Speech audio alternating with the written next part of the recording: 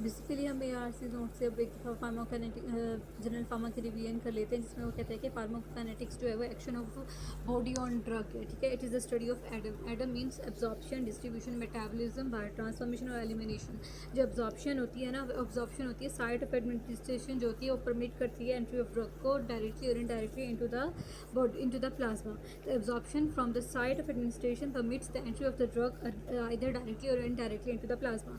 जो डिस्ट्रीब्यूशन होती है drug may then reversibly leave the bloodstream and distribute into the interstitial and the intracellular cell fluids। मतलब कि interstitial और intracellular fluid के अंदर ड्रग्स जो हैं वो ब्लड स्ट्रीम के थ्रू पहुंच जाती हैं।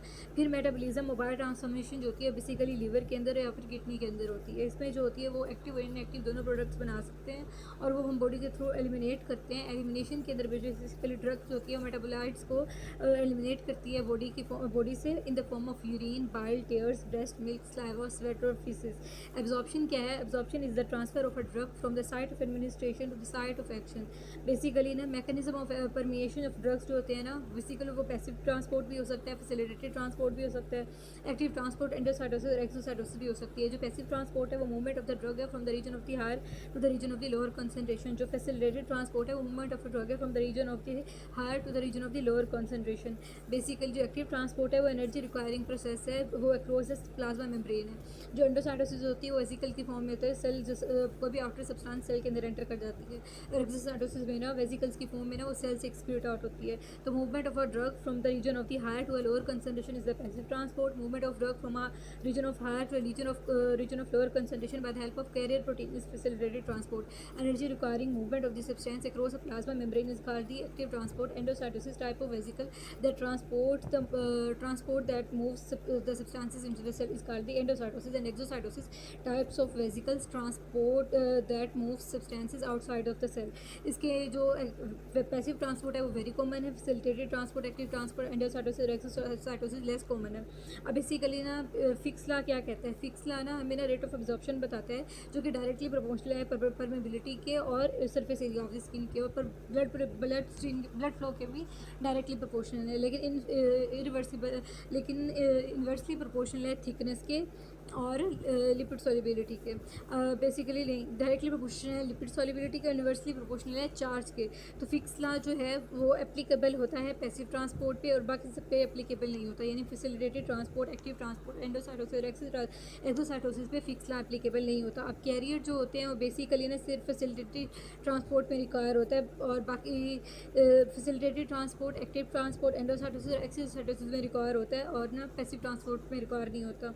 सिलेक्टिविटी जो है वो बाकी सब में होती है और पैसिव ट्रांसपोर्ट में नहीं होती। सेचुरेबिलिटी भी सिर्फ पैसिव ट्रांसपोर्ट में नहीं होती, बाकी सब में होती है। अब मेटाबॉलिक इनहिबिशन पैसिव ट्रांसपोर्ट में नहीं होती और बाकी सब में होती है। एग्जांपल्स देख लें तो पैसिव ट्रांसपोर्ट की एग्जांपल एक्वस और लिक्विड डिफ्यूजन इन कैपिलरीज है। फैसिलिटेटेड ट्रांसपोर्ट की एग्जांपल्स आयंस, न्यूरोट्रांसमीटर्स, मेटाबोलाइट्स और जिनोबायोटिक ट्रांसपोर्टर्स हैं। एक्टिव ट्रांसपोर्ट की एग्जांपल सोडियम पोटाशियम पंप है और ATPase पंप है। Endocytosis example vitamin B12, iron और प्रोटीन्स हैं और एक्सोसाइटोसिस की एग्जांपल्स में न्यूरोट्रांसमीटर्स आ जाते हैं। Factors affecting the rate of absorption of drug, ये हमने पहले बता दें कि जो लोकल फैक्टर्स हैं वो रिलेटेड टू ब्लड हैं। हमने फिक्स लॉ के थ्रू पढ़ा कि जो rate of absorption of drug होता है वो डायरेक्टली प्रोपोर्शनल होता है परमेबिलिटी के कोएफिशिएंट के और surface area of the skin के और ब्लड फ्लो के, और इन्वर्सली प्रोपोर्शनल होता है थिकनेस के, यानी एरिया ऑफ एब्जॉर्प्टिव सरफेस जो होती है वो डायरेक्टली प्रोपोर्शनल होती है। इंटेस्टाइन के अंदर एब्जॉर्प्शन ज़्यादा होती है as compare to stomach due to the increase blood supply और इंक्रीज सरफेस एरिया। जो होता है ना कॉन्टैक्ट टाइम वो भी बेसिकली एब्जॉर्प्शन रेट पे अफेक्ट करता है। GIT मोबिलिटी ज़्यादा होगी, मोटिलिटी ज़्यादा होगी तो एब्जॉर्प्शन कम, GIT मोटिलिटी कम होगी तो एब्जॉर्प्शन डिले हो जाएगी। फूड और अदर ड्रग्स जो होती हैं ये क्या होती हैं, ये स्लो कर देती हैं, बेसिकली ये डाइल्यूट कर देंगी ड्रग को और स्लो कर देंगी गैस्ट्रिक एम्पटिंग को, जिसकी वजह से डिलेड एम्पटिंग होगी। बाकी ना रूट ऑफ एडमिनिस्ट्रेशन पे भी डिपेंड करता है। अगर हम डायरेक्टली स्किन पे अप्लाई करेंगे तो वो डिलेड एब्जॉर्प्शन होगी और अगर हम सबलिंगुअल देंगे तो वो due to the higher blood flow वो जो है जल्दी एब्जॉर्ब हो जाएगी। अब लोकल फैक्टर्स जो हैं, अब फार्माकोलॉजिकल फैक्टर्स हम देखने हैं तो उसमें सॉल्युबिलिटी एब्जॉर्प्शन जो होती है वो एक्वस सॉल्युबिलिटी के इन्वर्सली प्रोपोर्शनल होती है और डायरेक्टली प्रोपोर्शनल होती है लिक्विड सॉल्युबल सब्सटेंसेस के, और इन्वर्सली प्रोपोर्शनल होती है चार्ज की या फिर इलेक्ट्रोस्टैटिक चार्ज की, क्योंकि चार्ज एंड मॉलिक्यूल्स होते हैं लिपिड बायलेयर से बहुत मुश्किल से मूव करते हैं। आगे डिग्री ऑफ आयनाइजेशन जो है उसके बारे में बताया गया और नेचर ऑफ ड्रग पे भी डिपेंड करती है। बेसिकली एसिडिक ड्रग्स जो होती हैं वो स्टमक के अंदर क्या होती हैं, वीक एसिडिक ड्रग्स जो होती हैं वो ना आयनाइज हो जाती हैं और मोर लिपिड सोल्यूबल होती हैं और मोर अब्जॉर्बल होती हैं, जैसे एस्पायरिन वगैरह। लेकिन वीक बेसिक ड्रग्स जो होती हैं वो मोर आयोनाइज्ड होती हैं और मोर एक्वस सोल्यूबल होती हैं, वो लीस्ट एब्जॉर्बेबल होती हैं, जैसे एम्फीटामिन। और अल्कलाइन पीएच के अंदर जैसे इंटेस्टाइन है, वहाँ पे वीक बेसिक ड्रग्स जो होती हैं वो आयोनाइज हो जाती हैं और मोर लिपिड सोल्यूबल बन जाती हैं, इसलिए इजीली अब्जॉर्ब हो जाती हैं। जब वीक एसिडिक ड्रग्स जो है ना वो मोर आयोनाइज्ड हो जाती हैं और इस वजह से क्या होता है कि मोर एक्वस सोल्यूबल होती हैं और लेस एब्जॉर्बेबल होती हैं। अब हमने कहा कि routes of administration of drugs कौन से होते हैं, ये प्रॉपर्टी ऑफ ड्रग पे भी डिपेंड करता है, उसकी सॉल्युबिलिटी पे, उसकी आयनाइजेशन पे, उसकी थेरेपेटिकल ऑब्जेक्टिव्स पे। Route of administration of drug दो तरह के होते हैं, एक होते हैं लोकल और एक होता है सिस्टेमिक। जो लोकल होता है वो टॉपिकल होता है बाय स्किन में, म्यूकस मेम्ब्रेन, इंट्रासेलुलर होता है और इंट्राथिकल होता है। जो होता है ना सिस्टेमिक, वो इंटरनल होता है, पारेंट्रल होता है और अदर्स होता है। इंटरनल और सबलिंगुअल होंगे, पारेंट्रल इंट्रामस्कुलर, इंट्रावीनस, सबक्यूटेनियस होगा। जो अदर्स होते हैं ना वो ट्रांसडर्मल होते हैं, रेक्टल होते हैं, ओरल इनहेलेशनल फॉर्म में होते हैं और नेजल इनहेलेशनल फॉर्म के होते हैं।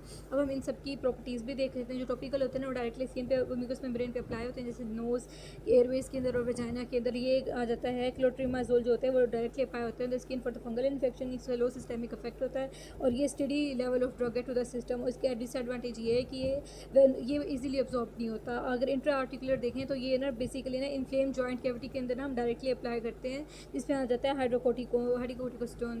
बेसिकली इसका एडवांटेज ये है कि ये लो सिस्टेमिक इफेक्ट शो करता है, rapid delivery to the tissues होती है, लोकल टिश्यूज़ होते हैं। डिसएडवांटेज ये है ये डिफिकल्ट टू द हिट, अब difficult to hit the joint surface और difficult to calculate the dose for the joints.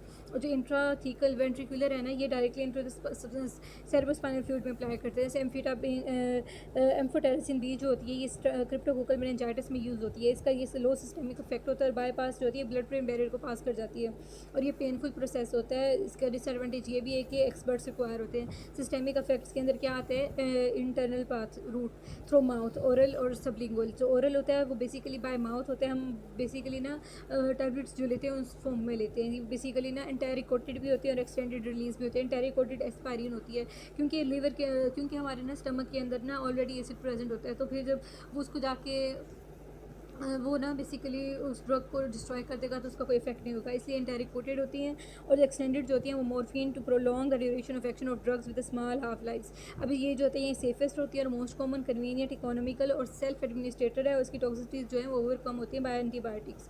ये एक्टिवेटेड चारकोल इसकी एग्जाम्पल है। फिर अगली इसकी डिसएडवांटेज ये है कि ड्रग्स जो होती है मेटाबोलाइज हो जाती हैं बिफोर द सिस्टेमिक एब्जॉर्प्शन और उनकी लिमिटेड एब्जॉर्प्शन है due to the low GIT pH। Food में भी may affect the absorption. Patient compliance जो होती है वो नेसेसरी होती है। सबलिंगुअल और बक्कल में क्या होता है, बेसिकली ये डिपेंड करती है ड्रग के ऊपर। फ्यू ड्रग जैसे कि नाइट्रोग्लिसरीन और have a rapid direct systemic absorption. Basically हम जबान के हाइपरटेंशन के पेशेंट के केस में जब हम जबान के ड्रग्स लेते हैं ये उनकी बात कर रहे हैं। Most drugs erratically and incompletely absorb. इसका बाईपास फर्स्ट इफेक्ट होता है जो अब्जॉर्ब डायरेक्टली करते हैं जो systemic venous circulation, bypass destruction by GIT acid.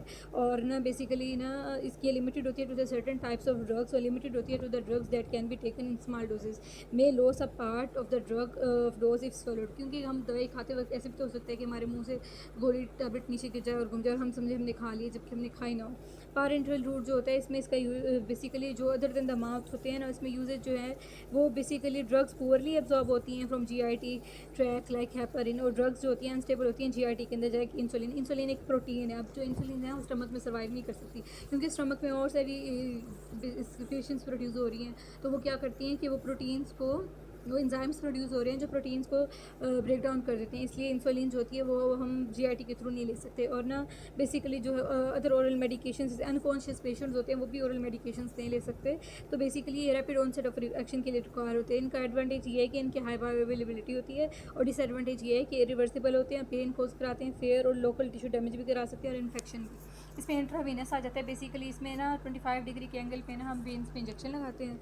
Absorption जो होती है वो रिक्वायर नहीं होती, 100% बायोअवेलेबिलिटी होती है। ये इमीडिएट इफेक्ट शो करता है और सूटेबल होता है for irritating substances and complex mixtures, और अनसूटेबल होता है फॉर ऑयली सब्सटेंसेस। और ना ये इसके स्ट्रिक्ट एसेप्टिक टेक्निक्स जो होती हैं वो चाहिए होती हैं इसमें ना। इस केस में सबक्यूटेनियस एंगल अगर हम देंगे तो वो 45 डिग्री के एंगल पे देंगे। ये बेसिकली डिपेंड करता है ड्रग के डाइल्यूएंट्स पे। इसकी प्रिपरेशन हम यूँ करते हैं कि एक्वस सोल्यूशन जो होता है वो प्रमोट करता है प्रिपरेशन जो होती है वो स्लो एंड सस्टेन्ड होती है. एग्जाम्पल पे इंसुलिन हेपारिन है, ये सूटेबल है for the slow release of drugs, ideal for the some poorly soluble suspension, less adverse effects like hemolysis and thrombosis as in the intravascular bolus, or pain or necrosis if drug is irritating, unsuitable for the drugs administered in a large volume. जो intramuscular है वो depend करता है on the drug diluents. ये aqua solution जो होता है promote करता है slow and sustained non-aqueous vehicles like polyethylene glycol or haloperidol or doped medroxyprogesterone. ये क्या कराते हैं, ये बेसिकली ना सूटेबल हैं for the if the drug volume is moderate, और सूटेबल हैं for the oily vehicles and certain limit irritating substances. और ये प्रेफरेबल है टू द इंट्रावेनस पेशेंट्स के अंदर. If a patient is self administer, अगर पेशेंट खुद लगा रहा है लाइक इंसुलिन की केस में, और ये इफेक्ट करती है सर्टन लैब टेस्ट के अंदर कैरेटिन काइनेज में, पेनफुल होती है, इंट्रामस्कुलर हेमरेज करा सकती है. फिर आते हैं अदर्स में ट्रांसडर्मल होते हैं, रेक्टल होते हैं, inhalation. Transdermal slow and sustained depending on the thickness of the skin, और लिपिड सॉल्युबिलिटी जो होती है साइट ऑफ एडमिनिस्ट्रेशन पे डिपेंड करता है. बेसिकली क्या होता है कि नाइट्रोग्लिसरीन, स्कोपोलामीन और ना निकोटीन, इनके बाईपास जो होते हैं, bypass the first pass effect, और ये कन्वीनियंट होता है और पेनलेस होता है. आइडियल होता है for the drugs that are lipophilic and have a poor oral bioavailability, ideal for the drugs that are quickly eliminated from the body. और जो सम पेशेंट जो एलर्जिक होते हैं पैचेस के, उनके अंदर इरिटेशन करा देगा, और हाईली लिपोफिलिक ड्रग होनी चाहिए इसके लिए, और इसके लिए डिलेड डिलीवरी ऑफ ड्रग करेगा to the pharmacological side infection.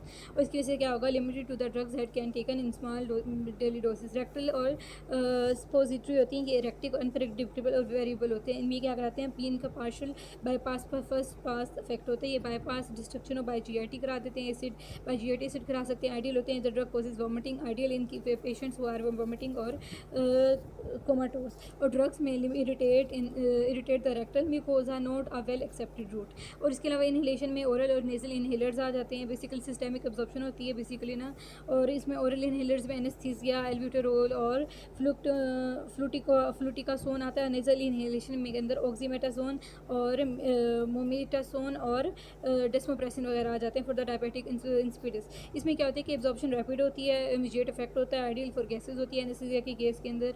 और डोज जो होती है वो टाइट्रेटेड होती है, लोकलाइज्ड इफेक्ट होता है like in lungs. Most addictive, इसका एडवर्स इफेक्ट ये है कि मोस्ट एडिक्टिव रूट है, क्योंकि drug can enter the brain quickly, और पेशेंट में भी have a difficulty regulating the dose, और सम पेशेंट्स में have a difficulty using the inhalers.